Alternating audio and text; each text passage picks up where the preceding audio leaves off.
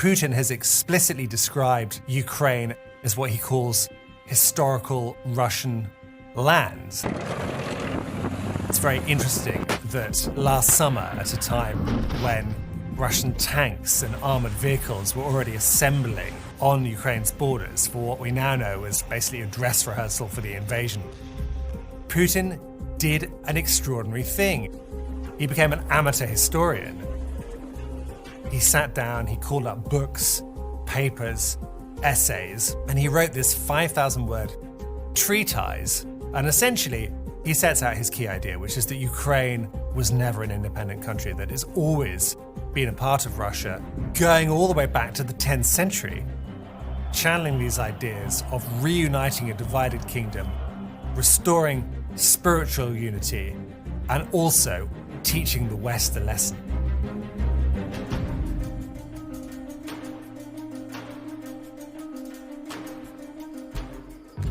Ukraine's origins go back a very long way, and Putin would say that Russia's origins are the same, and they go back the same distance in time. If you can sort of skim 1,000 years, imagine a river, a sort of flowing river with a few kind of wooden sort of encampments, a citadel, Vikings paddling down from the north. And what you have is you have a city-state called Kievan Rus. And most importantly, you have someone called Volodymyr, or Vladimir, Prince Vladimir. And what is important about Prince Vladimir is that in 988, not recently, a long time ago, supposedly, so the legend goes, he looked at various religions. He looked at Islam, didn't fancy Islam, and he decided on orthodoxy, and he got baptized and founded, as Putin would see it, Russian civilization. This was a single, united kingdom. And Putin essentially is arguing that we should go back to that. We should go back to this unity. You talk to Ukrainians and they say, hang on a minute. By the 11th century, the 12th century, we had St. Sophia, which is this kind of wonderful cathedral, which is still standing in the center of Kiev. And Moscow, what was Moscow back then? Well, Moscow was forest and bog. But for Putin, this proves in his mind that there's a unity between these countries and that Ukraine is never really a thing. It's always been historical Russia, spiritual Russia, something he strongly believes and something which is driving the war today.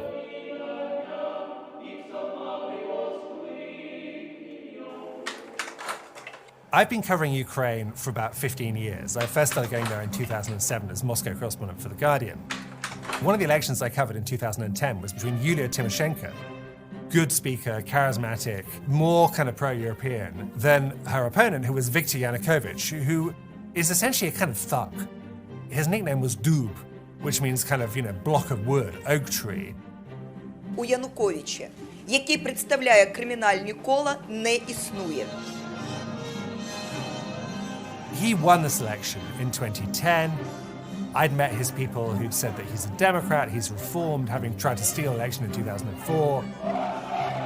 And of course, it was all a pack of nonsense. The first thing he does is try and lock up Tymoshenko, he bribes MPs, and he starts stealing billions and billions and billions of dollars.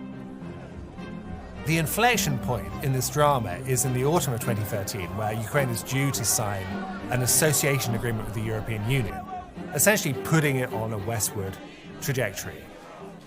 Putin doesn't want this to happen, so he bribes, cajoles, and Yanukovych scraps the association agreement and decides he's going to get a kind of bailout from Russia instead. And there are street protests, even though it's really cold. People come out on the Maidan, and for some weeks they're peaceful. And then Yanukovych's people start beating up demonstrators. Some of them turn up dead. It gets more and more violent. And you get a sort of medieval-style siege where protesters are catapulting rocks at the riot police, and the riot police are firing back. And this culminates when Yanukovych's riot police shoot dead over 100 protesters. It's a terrible moment. Fire in the air, smoke. Yanukovych flees to Russia. The Maidan uprising is successful, but Vladimir Putin decides that this is a CIA coup, and he responds by annexing Crimea, sending in his special services to seize the peninsula, and kicking off a kind of counter-uprising, a pro-Russian uprising in the east of the country, and creates a problem which has really kind of haunted Ukraine ever since. Мы считаем и будем считать, что Украина наш не только ближайший сосед, а действительно наша братская республика. А наши вооруженные силы – это товарищи по оружию. И я уверен, что украинские военнослужащие и российские военнослужащие будут не по разные стороны баррикад, а по одну сторону баррикад. When Russia and Vladimir Putin started sending troops to Ukraine's borders for the first time in the spring of 2021, it wasn't really immediately understood what was going on. Russian drivers would be going along, listening to pop music, and they had their dash cams on, and suddenly they would pass a column of tanks. It just seemed to me wishful thinking that Putin would deploy all this hardware and not do something. Now, actually, what he did in Crimea in 2014 was already unthinkable. I mean, he essentially seized an area of territory the size of Belgium. It's like the French walking into Belgium and saying that's now France. If you can do Crimea, then why not do more? The messaging coming from the White House is very, very worrying. Essentially, they're saying that Putin is planning to attack Ukraine, that he is looking at a large and ambitious military operation, and that things could get very, very bad. Our view is this is an extremely dangerous situation.